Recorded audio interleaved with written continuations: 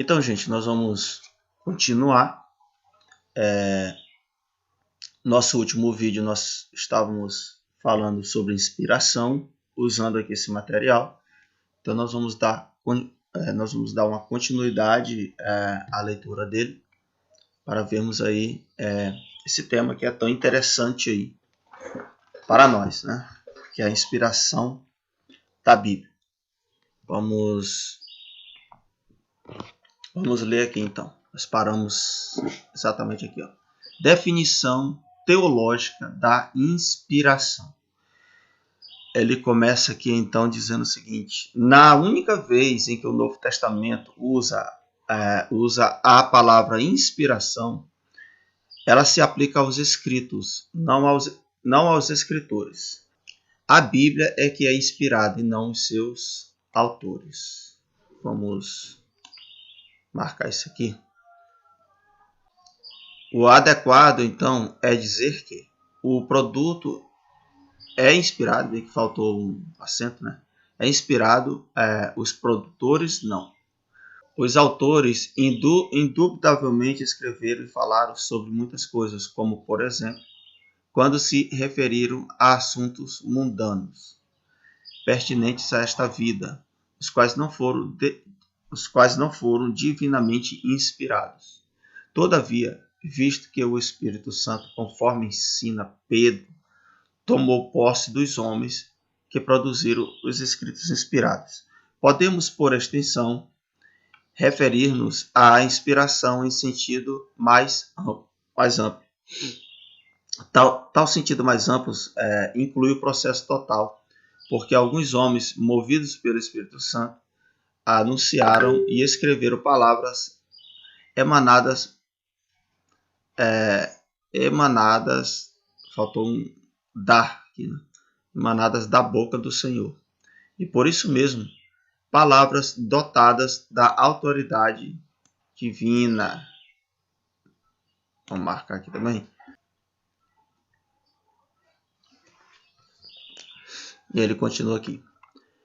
É um processo total de inspiração que contém os três elementos essenciais: a causalidade divina, a mediação profética e a autoridade escrita.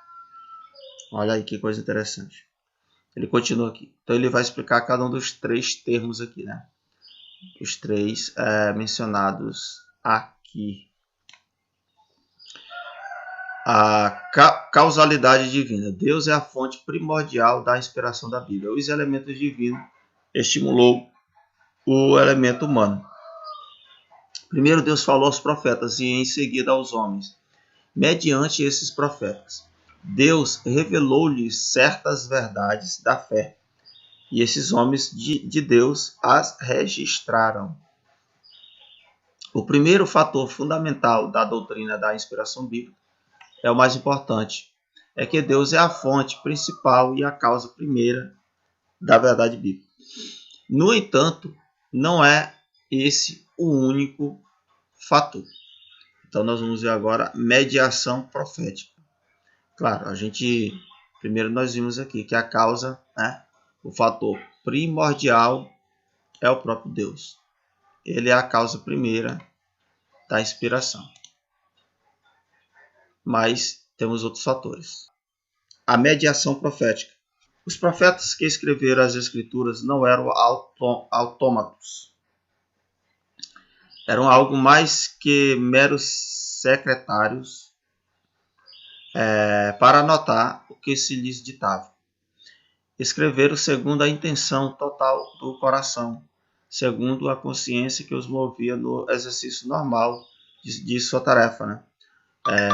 Com seus estilos literários e seus vocabulários individuais.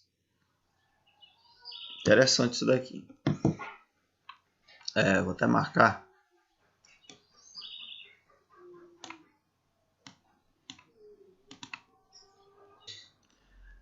Aí ele vai continuar. As personalidades dos profetas não foram violentadas por uma intrusão sobrenatural. A Bíblia que eles produziram é a palavra de Deus, mas também é a palavra do homem. Deus usou personalidades humanas para comunicar proposições divinas. Os profetas foram causa imediata dos textos escritos, mas Deus foi a causa principal. O que ele quer dizer que é o seguinte: mesmo eles ali ouvindo essa palavra vinda de Deus como sendo a causa principal, eles eram homens, digamos assim, comuns e normais em sua essência, não é isso? Mesmo que fossem profetas e tal, mas cada um tinha o seu jeito, o seu próprio vocabulário, cada um tinha o seu caráter e tal, e isso muitas vezes ficou ali exposto no próprio texto profético, com suas situações individuais.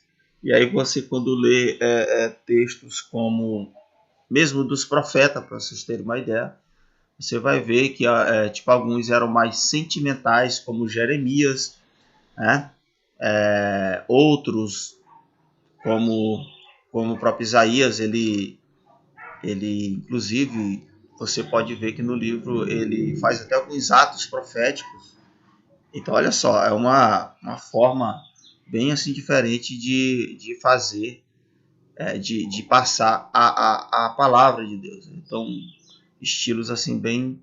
Você pega Elias, mesmo que ele não tenha escrito nada, mas a história dele mostra como ele falou pelo Senhor e a sua forma de agir também. Inclusive, Deus veio com um juízo aos profetas de Baal e das outras entidades ali, né, em um evento ali com o próprio profeta Elias, aonde ele matou todos esses profetas idólatras, né, para vocês verem como cada profeta tinha um jeito. Nós vamos aqui então continuar. A autoridade escrita. Que o produto final da autoridade divina em operação por meio dos profetas, como intermediário de Deus, é a autoridade escrita que se reveste a Bíblia. A Escritura é divinamente inspirada e proveitosa para ensinar, para repreender, para corrigir, para instruir em justiça. Isso aqui a gente até marcou no vídeo anterior. Vou marcar aqui de novo. A Bíblia é a última palavra no que concerne os assuntos doutrinários e éticos. Todas as controvérsias teológicas e morais devem ser trazidas ao tribunal da palavra escrita de Deus. As Escrituras receberam sua autoridade do próprio Deus, que falou mediante os profetas. No entanto, são os escritos proféticos e não os escritores desses textos sagrados que possuem e retêm a restante autoridade divina. Todos os profetas morreram. Os escritos proféticos prosseguem. Muito bem.